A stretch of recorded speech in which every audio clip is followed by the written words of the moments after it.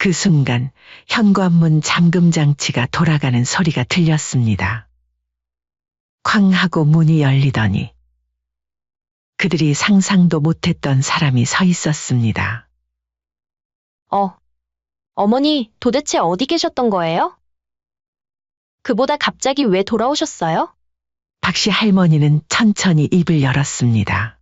내가 너희에게 줄 것이 있어서 돌아왔다.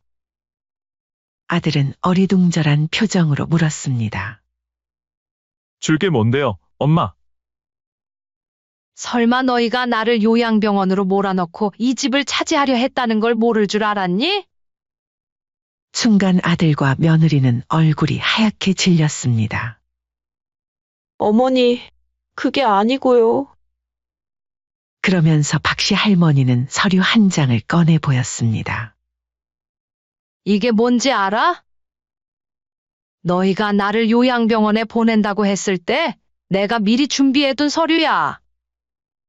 박씨 할머니는 아파트 명의를 이전하지 않았음을 증명하는 서류를 내밀며 말했습니다.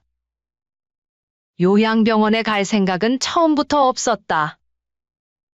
이 모든 건 너희가 어떤 사람인지 확인하기 위해 내가 꾸민 일이었어. 엄마, 제발 한 번만. 우리가 잘못했어요. 어머니, 용서해 주세요. 내 집에서 당장 나가! 안녕하세요. 사연의 주인공은 70세 박명희 할머니입니다. 박씨 할머니는 서울 시내의 작은 아파트에서 홀로 지내고 있었습니다. 12층에 위치한 이 아파트는 창밖으로 도시의 전경이 한눈에 들어오는 곳이죠. 평생 열심히 일하면서 모는 돈으로 이 아파트를 사게 된답니다. 박씨 할머니는 이곳에서 스스로 집을 꾸미고 손질하며 정성스럽게 살아왔습니다. 매일 아침이면 창틀에 먼지를 닦고 화분에 물을 주면서 바닥을 닦는 일도 그르는 법이 없었죠. 박씨 할머니에게는 집안 곳곳에 있는 추억들이 있고 아파트는 단순한 거처가 아니라 그동안의 삶의 모든 순간들이 고스란히 남아있는 곳이었습니다. 그런데 박씨 할머니에겐 아들 부부조차 모르는 비밀이 하나 있었습니다. 바로 사별한 남편이 남긴 상당한 유산이었죠. 박씨 할머니의 남편은 세상을 떠나기 전 이 재산은 절대 내가 죽고 나서 바로 아들에게 알리지 말고 끝까지 손에 쥐고 있다가 꼭 당신이 세상을 떠날 때 물려줘야 해. 라고 당부했습니다. 남편은 아들이 스스로 삶의 가치를 배우길 바랐고 그리고 남편 없이 홀로 남겨질 박씨 할머니의 노후까지 염두하여 이런 유언을 남긴 것이었습니다. 그래서 박씨 할머니는 지금까지 그 유산을 철저히 숨기고 작은 아파트에서 검소하게 살아왔습니다. 이 유산은 언제나 그녀의 마음속 깊이 비밀로 남아 있었습니다. 박씨 할머니는 남편의 뜻을 따르기 위해 오랫동안 자신의 생활을 간소하게 유지하며 유산에 대한 이야기를 꺼낸 적이 없었습니다. 그녀에게 있어 이 비밀은 남편과의 약속이자 아들에게 남기고 싶은 진정한 교훈이었기에 더욱더 철저히 지켜져야만 하는 것이었습니다. 어느 날 박씨 할머니는 아들 이상우에게서 전화를 받게 됩니다. 여보세요? 엄마, 저희 전세 계약이 끝나서요. 요즘 집을 구하는 게 너무 힘들어요. 조금만 엄마 집에서 지내도 될까요? 아들의 목소리는 간절해 보였습니다. 박씨 할머니의 주름진 손이 전화기를 꼭 쥐었다 놓았다 했어요. 결혼 후 아들과 멀리 떨어져 살았기 때문에 다시 함께 지내는 것이 부담스럽기도 했답니다.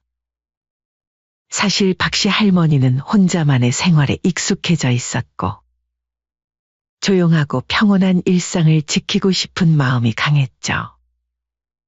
하지만 어려움에 처한 아들의 부탁을 거절할 수는 없었습니다. 아들이 힘들어하는 상황에서 도움을 주지 않는다면 어머니로서의 역할을 다하지 못하는 것 같아 마음이 무거웠어요. 결국 박씨 할머니는 그래, 그럼 잠깐 동안만 같이 지내자꾸나. 대신 빨리 새 집을 구하도록 하렴. 이라고 말하며 아들 부부를 맞이하기로 했답니다. 와, 감사해요, 엄마. 박씨 할머니는 아들 부부와 다시 함께 생활하는 것이 쉽지 않을 것임을 예상하면서도 결국 사랑하는 아들과 며느리의 어려움을 이해하고 도와주려는 마음이 앞섰어요. 아들과 며느리는 몇 개의 짐을 챙겨 박씨 할머니의 아파트로 들어왔습니다. 아파트는 오래되었지만 박씨 할머니가 깔끔하게 유지해온 덕분에 정갈했고 아들과 며느리도 처음엔 어머니, 정말 감사해요. 저희가 빨리 집을 구해서 나갈게요. 라며 공손히 인사를 합니다. 박씨 할머니는 그래, 너희가 어려울 때 엄마가 도와줘야지. 하지만 빨리 집을 구하는 게 좋을 거야. 라고 덧붙이며 마음 한편에는 조심스러운 부탁을 담았습니다. 이에 물론이죠, 어머니. 최대한 빨리 해결할게요. 라고 아들은 말했습니다. 박씨 할머니는 오랜만에 가족이 모여 함께 지낼 수 있다는 생각에 마음이 뭉클해졌습니다. 적막했던 집안이 사람 사는 온기로 가득 차는 것만 같았죠. 아들 부부와의 합가 초반에는 분위기가 화기애애했습니다. 박씨 할머니는 함께 식사를 준비하고 가족이 한자리에 모여 저녁을 먹으며 오랜만에 이야기꽃을 피우는 순간을 경험하며 행복을 느꼈어요. 식탁에 앉은 세 사람의 모습은 마치 오래된 가족사진 속 풍경 같았습니다. 아들과 며느리 역시 처음에는 최대한 예의를 지키며 어머니, 저희가 집안일을 도울게요. 너무 부담 갖지 마세요. 라고 말하며 가사 일을 돕는 모습을 보였답니다. 박씨 할머니는 이런 순간들이 정말 오래간만이라서 행복했습니다. 평소에는 조용히 혼자 지내던 집이 이제는 가족의 웃음소리로 가득해졌고 그 온기가 참으로 따뜻하게 느껴졌습니다. 함께 저녁을 먹고 TV를 보면서 과거의 추억 이야기도 나누는 시간이 박씨 할머니에게 큰 위로가 되었습니다. 박씨 할머니는 저녁 식사 후 아들과 며느리에게 다들 도와주니 정말 든든하구나. 라고 말하며 그들의 협조적인 모습을 칭찬했습니다. 며느리는 웃으며 어머니, 저희야 당연히 해야죠. 집 문제를 도와주셔서 정말 감사해요. 언제든지 필요한 건 말씀만 하세요. 라고 답했습니다. 그 순간만큼은 박씨 할머니의 마음이 편안해졌습니다. 하지만 시간이 흐르면서 조금씩 변화가 일어나기 시작했습니다. 아들과 며느리는 박씨 할머니의 집에서 생활하는데 점차 익숙해졌고 처음에 공손한 태도는 점점 사라져갔습니다. 처음에는 어머니, 오늘은 저희가 저녁을 준비할게요. 라고 말하던 며느리가 어느새 어머니, 오늘 저녁 좀 준비해 주실 수 있으세요? 제가 너무 피곤해서요. 라고 말하기 시작했습니다. 이 요청은 처음엔 드문드문 있었지만 점차 빈번해졌습니다. 박씨 할머니는 어느 날 저녁 하루 종일 집안일을 하느라 허리가 아팠지만 며느리에게 미수가, 오늘은 내가 저녁을 준비해주면 좋겠다. 나도 좀 쉬고 싶구나. 라고 조심스럽게 부탁했지만 며느리는 잠시 얼굴이 일그러지더니 오히려 적반하장으로 어머니, 저도 하루 종일 일하고 왔는데 집에서까지 일을 해야 하나요? 어머니 아들한테나 하라고 하세요. 저야말로 좀 쉴 시간이 필요해요. 라고 뻔뻔하게 말하며 방으로 들어가 버렸습니다. 며느리가 소리를 빽 지르자 박씨 할머니는 놀라서 화도 내지 못하고 그저 망연히 며느리의 방으로 들어가는 모습을 바라볼 수밖에 없었습니다. 아들 역시 처음에는 엄마, 저희가 빨리 나갈게요. 라고 약속했지만 시간이 흐르면서 요즘 부동산 상황이 너무 안 좋아서 당장 나갈 수가 없어요. 어쩔 수 없이 좀 더 있어야 할 것 같아요. 라며 말끝을 흐렸습니다. 매일 저녁 핸드폰만 들여다보며 게임에 빠져있는 아들의 모습에서 집을 구하려는 노력은 찾아볼 수 없었죠. 박씨 할머니는 하루는 아들에게 상우야, 엄마도 이제는 좀 힘들다. 너희가 언제쯤 나갈 수 있을지 이야기해 줄 수 있겠니? 라고 말했습니다. 박씨 할머니의 목소리는 떨렸고 손은 앞치마 자락을 꼭 쥐고 있었습니다. 하지만 아들은 TV에서 눈을 떼지 않은 채 어머니, 지금 너무 바빠서 그러는데 나중에 이야기해요. 좀. 하고 대답했습니다. 그 순간 박씨 할머니의 마음 한켠이 무너져 내렸습니다. 박씨 할머니는 무언가 잘못되어 가고 있음을 뼈저리게 느끼게 되었습니다. 혼자 살 때는 간단한 끼니와 가벼운 청소만으로도 충분했던 일상이 이제는 아침부터 저녁까지 쉴 틈 없는 노동이 되었습니다. 아들 내외가 출근한 뒤에는 어질러진 거실을 치우고 쌓여있는 설거지를 하고 욕실 청소에 빨래까지 70세의 노인이 매일같이 집안 구석구석을 청소하고 식사 준비를 하고 빨래를 하는 동안 아들과 며느리는 여유롭게 TV를 보거나 쉬면서도 당연히 박씨 할머니가 그들을 위해 일을 해줄 것이라 기대하고 있었습니다. 어머니, 제 속옷에 섬유유연제 안 넣고 빠르셨죠? 어머, 이걸 보세요. 뻣뻣하잖아요. 제가 어제 새로 산 섬유유연제 어디 두셨어요? 며느리는 빨래를 확인하다 못마땅한 듯 인상을 찌푸리며 말했습니다. 아이고, 미안하구나. 내가 깜빡했나 보네. 박씨 할머니는 허리도 아프고 다리도 아팠지만 며느리의 빨래를 다시 한번 세탁기에 넣었습니다.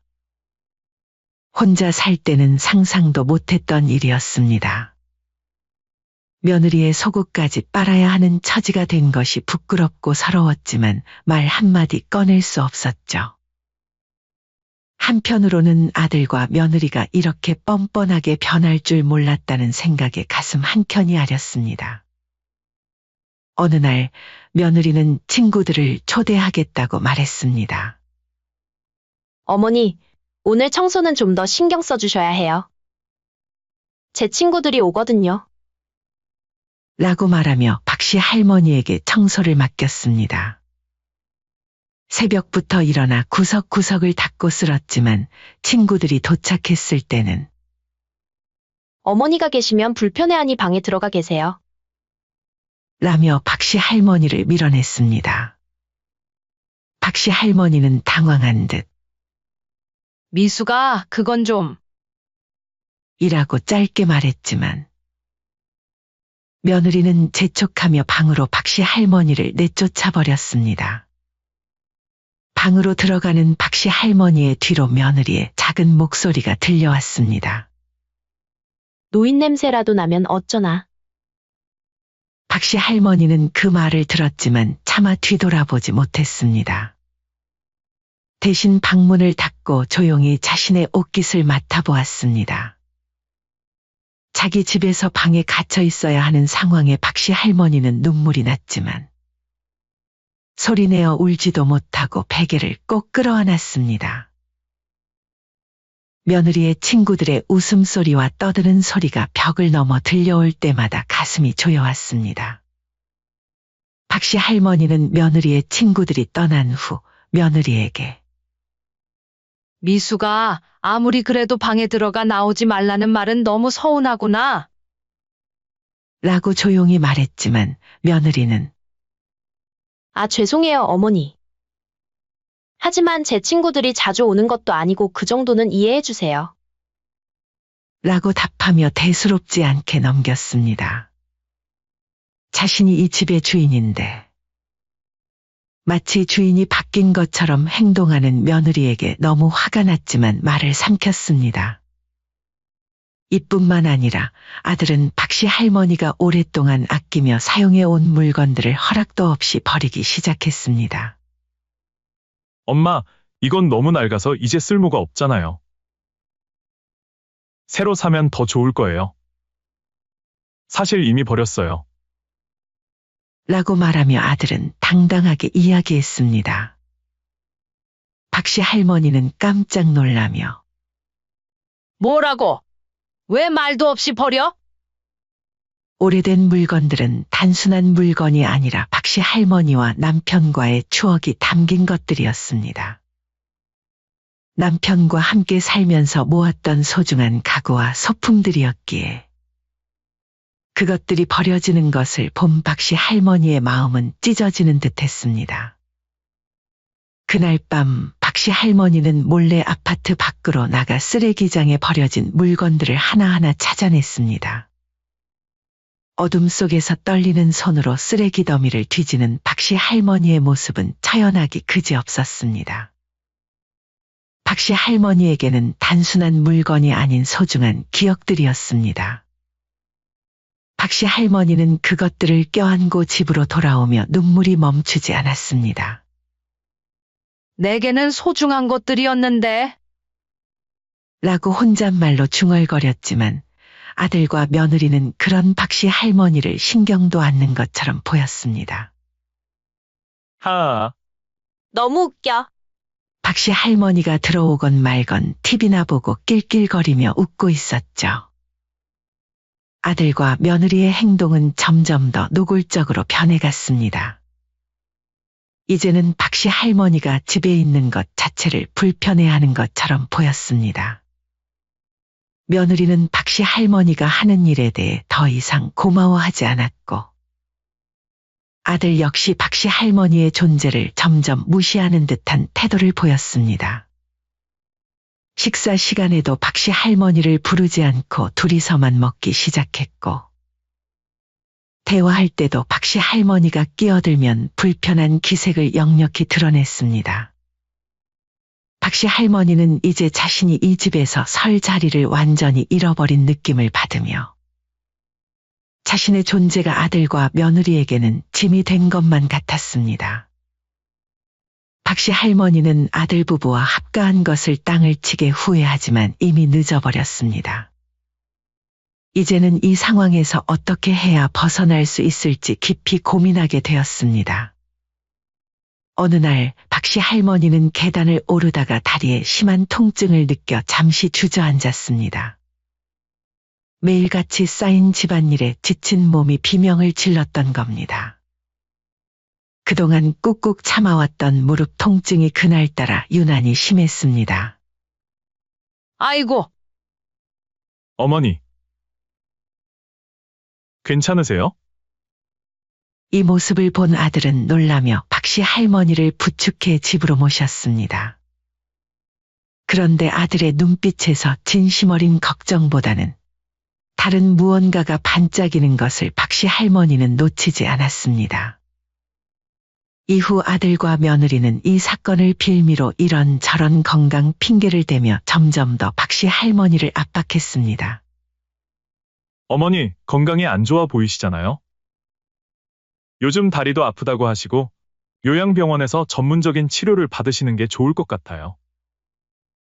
아들은 매일 아침 식사 시간마다 저녁마다 이 말을 반복했습니다. 처음에는 박씨 할머니가 완강히 거부했습니다. 내 몸은 내가 잘 안다. 내가 어디 아플 정도로 나약하지 않다. 어머니, 그래도 난 멀쩡해. 요양원은 못 가. 딱 잘라 말하며 요양병원에 가는 것을 거부했지만 아들과 며느리의 압박은 나날이 거세졌습니다.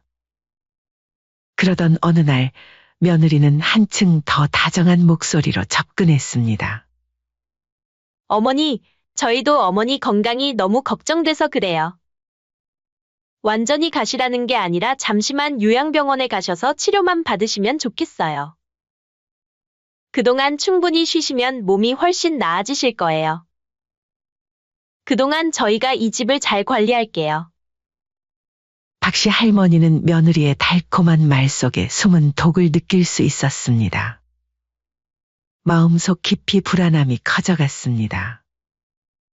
아들과 며느리가 진심으로 자신의 건강을 걱정하는 것인지 아니면 다른 검은 속셈이 있는 것인지 혼란스러웠습니다.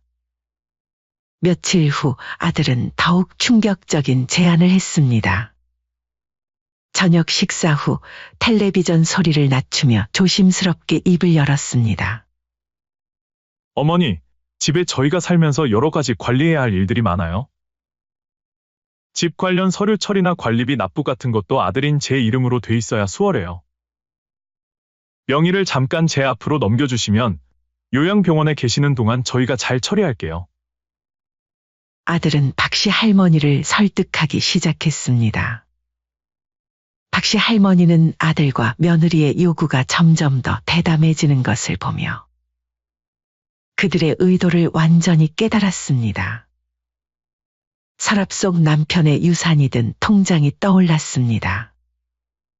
박씨 할머니는 속으로 아들과 며느리의 속셈을 파악했지만 겉으로는 그들의 요구를 받아들이는 척하며 연기를 하기로 결심했습니다. 너네가 어디까지 갈지 끝까지 한번 두고 보자. 그래, 내 말대로 하자. 요양병원에 잠깐 가서 치료받고 오마. 아파트 명의도 내 앞으로 해놓을게. 걱정 마. 박씨 할머니는 억지로 미소를 지으며 대답했습니다. 그 말을 듣자마자 아들과 며느리의 얼굴에 환한 미소가 번졌습니다. 마치 5살 아이가 갖고 싶던 장난감을 받은 것처럼 들뜬 표정이었습니다. 이제 집이 자신들의 것이 될 것이라고 믿으며 그동안 숨겨왔던 속마음을 하나둘 드러내기 시작했습니다. 아들은 박씨 할머니의 물건들을 거실과 방에서 치우기 시작하며 엄마도 한동안은 이 집에 안 계실 거니까 필요한 것만 챙겨두면 되겠지. 라며 태연하게 행동했습니다. 며느리는 더 대담했습니다. 아파트를 자신들만의 취향대로 꾸미기 위해 새로 인테리어 계획을 세우고 가구를 바꿀 생각에 흥분해 있었습니다. 여보, 이제 저 낡은 장식장도 치우고 세련된 걸로 바꿔요. 그리고 어머니 방은 우리 애기 방으로 꾸며볼까요? 분홍색 벽지에 아기자기한 소품들로 채우면 예쁘겠죠? 박씨 할머니는 부엌에서 이 모든 대화를 몰래 듣고 있었습니다. 박씨 할머니는 그런 아들과 며느리의 행동을 일부러 모른 척 지켜보며 더욱 결심을 굳혔습니다. 아들과 며느리가 아파트를 뺏기 위해 자신을 요양병원에다 버릴 것이라는 사실을 이제는 부정할 수 없었고 박씨 할머니는 그들의 행동을 더 이상 참아줄 수 없다고 느꼈습니다. 박씨 할머니는 천벌받아 마땅한 아들 며느리에게 복수할 준비가 다 끝났습니다. 드디어 대망의 날이 되었습니다. 요양병원에 가기로 한 날 박씨 할머니는 아들과 며느리에게 말도 없이 집을 떠났습니다. 희미한 새벽빛이 스며드는 이른 아침, 아들 내외가 곤히 잠든 시간을 기다렸다가 조용히 방문을 열었습니다. 서랍 깊숙이 숨겨둔 통장과 몇 가지 소중한 물건들만 담은 낡은 보따리 하나를 들고서 미리 친구와 상의한 대로 평생을 살아온 집을 뒤로한 채 친구의 집으로 향했습니다. 이제 자신을 무시하고 재산을 뺏으려 한 아들 며느리에게 복수할 계획을 실행한 것입니다. 어머니 들어가도 돼요? 아침이 되어 아들이 박씨 할머니의 방문을 두드렸지만 대답이 없었습니다. 어머니. 요양병원 가셔야죠. 문을 열어보니 방은 텅 비어 있었고 옷장 한켠에 놓여있던 옷가지들도 사라져 있었습니다. 박씨 할머니가 말도 없이 감쪽같이 사라지자 아들과 며느리는 그날 박씨 할머니가 직접 요양병원에 입원할 건 아닐까 생각했습니다. 여보, 어머니가 먼저 가신 건가? 그럴 리가. 어머니 전화 좀 해봐요. 그러나 박씨 할머니가 가기로 했던 요양병원에서 박명희님께서 오시지 않으셨습니다. 라는 연락이 오자 아들과 며느리는 당황했습니다. 아들과 며느리는 발만 동동 구르며 박씨 할머니를 찾아 나섰습니다. 이웃집을 돌아다니고 알만한 친구들에게 연락도 해보았지만 박씨 할머니의 행방은 오리무중이었습니다. 하지만 이틀, 사흘이 지나도 박씨 할머니의 소식이 없자 아들과 며느리의 태도가 조금씩 변하기 시작했습니다. 여보, 어머니가 스스로 떠나신 걸지도 몰라요. 그런 것 같네. 당분간 돌아오지 않으실 것 같아. 어쩌면 평생 동안. 그들의 눈빛에서 불안감이 사라지고 대신 안도의 빛이 스며들었습니다. 아파트 명의도 이미 자신들의 것이었으니 이보다 더 좋은 기회가 있을까 싶었던 겁니다. 마치 이 순간을 기다렸다는 듯 아들과 며느리는 박씨 할머니의 흔적을 지우고 집을 자신들의 것으로 만드는 계획을 세우기 시작했습니다. 그들의 얼굴에는 죄책감이라고는 찾아볼 수 없었고 오히려 새 집을 얻은 듯한 설렘만이 가득했습니다. 자신들에게 앞으로 어떤 처절한 벌이 내려질지 전혀 알지 못하고 말이죠. 며칠 후 아들과 며느리가 집에서 편히 지내고 있을 때 그 순간 현관문 잠금 장치가 돌아가는 소리가 들렸습니다. 쾅 하고 문이 열리더니 그들이 상상도 못했던 사람이 서 있었습니다. 박씨 할머니였습니다. 평소의 수수한 차림이 아닌 단정한 차림의 당당한 표정을 한 채로 말입니다. 아들과 며느리는 마치 얼음이라도 된 듯 굳어버렸습니다. 며느리는 헛웃음을 지으며 말했습니다. 어머니, 도대체 어디 계셨던 거예요? 그보다 갑자기 왜 돌아오셨어요? 박씨 할머니는 평소의 온화한 얼굴과는 다르게 차가운 표정으로 집안을 둘러보았습니다. 그동안 바뀐 가구들과 자신의 물건들이 사라진 것을 보며 예상은 했지만 마음이 찢어질 듯이 아팠습니다. 거실의 소파도 남편과 함께 사용하던 오래된 서랍장도 어디론가 사라져버렸습니다. 박씨 할머니는 천천히 입을 열었습니다. 아이고, 여기가 우리 집이 맞나? 못 알아보겠구나. 내가 너희에게 줄 것이 있어서 돌아왔다. 아들은 어리둥절한 표정으로 물었습니다. 줄 게 뭔데요, 엄마? 박씨 할머니는 침착하게 아들 부부를 마주보며 말했습니다. 너희가 나를 요양병원으로 몰아넣고 이 집을 차지하려 했다는 걸 설마 모를 줄 알았니? 난 그동안 너희가 나를 어떻게 대하는지 다 지켜보고만 있었단다. 순간 아들과 며느리는 얼굴이 하얗게 질렸습니다. 며느리는 서둘러 변명하려 했습니다. 어머니, 그게 아니고요. 저희는 어머니 건강을 정말 걱정해서.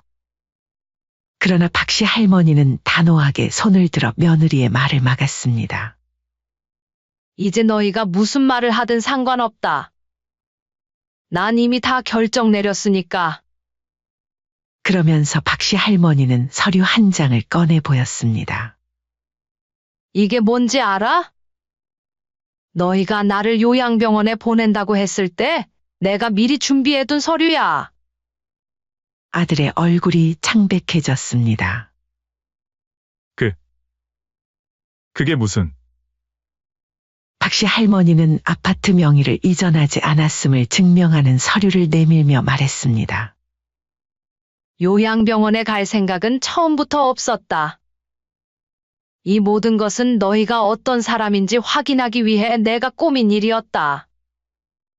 내 집을 뺏으려고 했던 너희들의 추한 모습 하나하나 다 봤다.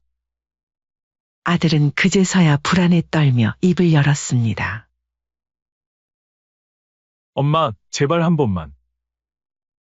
우리가 잘못했어요. 앞으로는 정말 잘할게요.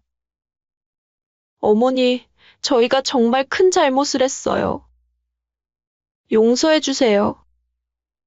그러나 박씨 할머니는 단호했습니다. 잘할 기회는 이미 충분히 줬어. 이제는 나도 너희에게서 벗어나야겠다. 박씨 할머니의 목소리에는 분노와 실망감이 가득했습니다. 이 집에서 당장 나가! 또한 박씨 할머니는 서류 가방에서 또 다른 통장을 꺼내며 숨겨놓았던 남편의 유산에 대해 이야기했습니다. 이것 봐라. 사실 너희 아버지가 남긴 유산이 있었단다. 하지만 너희 아버지는 그 유산을 바로 자식에게 주지 말고 끝까지 내가 가지고 있으라고 하셨지. 이제 와서 보니 너희 아버지가 왜 그런 판단을 했는지 알 것 같구나. 통장에 적힌 숫자를 본 아들 부부의 눈이 휘둥그레졌습니다. 아니, 유산이라니 그게 무슨 소리예요, 어머니? 너희 같은 파렴치한 놈들에게 물려줄 돈은 10원 한 장도 없어. 전부 기부할 거다. 박씨 할머니의 목소리가 집안에 울려 퍼졌습니다. 며느리는 눈물을 흘리며 매달렸습니다. 어머니, 잘못했어요. 한 번만 더 기회를 주세요. 저희가 진짜로 뉘우치고 있어요. 정말 잘할게요. 며느리는 두 손을 모아 애원하듯 바라보며 흐느꼈습니다. 아들은 그 모습을 지켜보며 다급하게 말을 덧붙였습니다. 엄마, 저희가 이렇게 뉘우치고 있어요. 용서해 주시면 어머니 가실 때까지 편안히 모시고 살게요. 그러나 박씨 할머니는 차갑게 고개를 저으며 말했습니다. 너희는 나의 믿음을 배신했어. 난 너희를 다시는 믿을 수 없다. 그때 밖에서 발소리가 들렸습니다. 박씨 할머니는 이미 모든 것을 준비해 두었던 것입니다. 현관문이 열리고 중년의 변호사가 서류 가방을 들고 들어왔습니다. 박명희 여사님의 예상이 정확히 들어맞았네요. 변호사는 차분하게 아들 부부에게 경고했습니다. 이 집은 박명희 님의 소유이며 법적으로도 명백합니다. 지금 당장 이 집에서 나가 주시기 바랍니다. 만약 거부하시면 경찰을 부를 수밖에 없습니다. 아들은 끝까지 박씨 할머니에게 매달리며 애원했지만 박씨 할머니는 냉정하게 돌아섰습니다. 짐을 최대한 빨리 빼줬으면 좋겠구나. 더 이상 너희 얼굴 보고 싶지 않다. 결국 아들과 며느리는 짐을 챙겨 집을 떠나야 했습니다. 그들이 떠난 후 박씨 할머니는 집안을 둘러보며 깊은 한숨을 쉬었습니다. 그동안 쌓였던 고통과 서러움이 한꺼번에 밀려왔지만 박씨 할머니는 이를 악물고 다시 평온한 삶을 되찾기로 결심했습니다. 박씨 할머니는 남편이 남긴 유산이 담긴 통장을 바라보았습니다. 잠시 생각에 잠기더니 자신이 최소한으로 살 수 있는 돈만 남기고 나머지는 모두 기부하기로 결심했습니다. 내가 가진 것을 이기적인 자식들에게 물려주는 것보다 필요한 사람들에게 나눠주는 것이 훨씬 더 의미 있는 일이라고 생각했습니다. 기부 단체를 찾아간 박씨 할머니의 앞에는 커다란 기부 서류가 놓여 있었습니다. 마지막으로 서명을 하기만 하면 모든 것이 완료될 상황이었습니다. 하지만 그 순간 박씨 할머니의 마음속에서 고민이 밀려왔습니다. 펜을 든 손이 잠시 멈칫했습니다. 좋은 뜻으로 하는 거라 후회는 없지만 그래도 내 자식이고 며느리인데. 그녀는 깊은 고민에 빠졌습니다. 그런 박씨 할머니의 고민을 아는지 모르는지 아들과 며느리는 할머니의 새집을 찾아오기 시작했습니다. 그들은 매번 집 앞에서 박씨 할머니를 기다리며 용서를 구했습니다. 엄마, 정말 잘못했어요. 제발 한 번만 더 기회를 주세요. 전 재산을 기부하지 마세요. 엄마를 평생 모시겠다고 맹세할게요. 라고 울면서 간절히 빌었습니다. 박씨 할머니는 창문 너머로 그들의 모습을 바라보며 고민에 빠졌습니다. 자식들이 진심으로 뉘우치고 있는 것 같아 보였지만 그동안 자신을 배신하고 이용하려 했던 기억이 너무나도 생생하게 떠올랐습니다. 마음 한편에서는 자식들에게 기회를 줘야 하지 않나 하는 생각이 들었지만 또 다른 한편에서는 그들이 정말 달라질 수 있을지 의문이 들었습니다. 할머니의 손은 서류 위에서 잠시 멈추었고 깊은 한숨을 쉬었습니다. 이제 와서 보니 나도 유산이 없다고 거짓말을 한 거지. 그 애들이 나를 속였듯이 나도 애들은 속인 거라 마음이 편하진 않네. 여러분들은 어떻게 생각하시나요? 아무리 그래도 피는 물보다 진한데 제가 자식을 용서하고 기회를 한 번 더 주는 게 좋을까요? 아니면 이대로 기부를 하는 게 맞을까요? 사연은 여기까지였습니다. 사연의 주인공 박명희님은 자신에게 남겨진 유산을 자신을 요양병원에 내쫓으려고 한 아들과 며느리에게 남겨주어야 할지 고민이 되어 어렵게 사연을 보내게 되었다고 합니다. 여러분들의 의견을 댓글로 알려주신다면 사연의 주인공에게 큰 힘과 도움이 될 것 같습니다. 또한 사연자분께 깊은 응원과 격려도 부탁드립니다. 시청해 주셔서 감사합니다.